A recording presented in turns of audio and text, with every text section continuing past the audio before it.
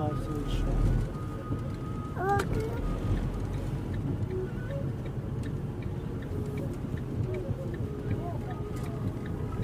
Tabii. Bakın ki hava içine pişti. Evet, öyle böyle verdi. İnsan çok uçaktan yapacak. Oranın olmuş diye. Bir an ne güzel etrafı var gibi bir şey.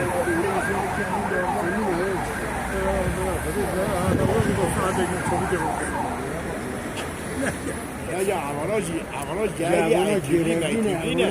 Eğitim Ne dikene. biliyor bana?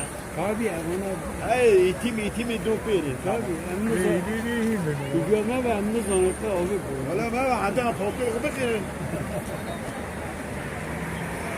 Ona him buluyor. O zaman eğitim diyor ya.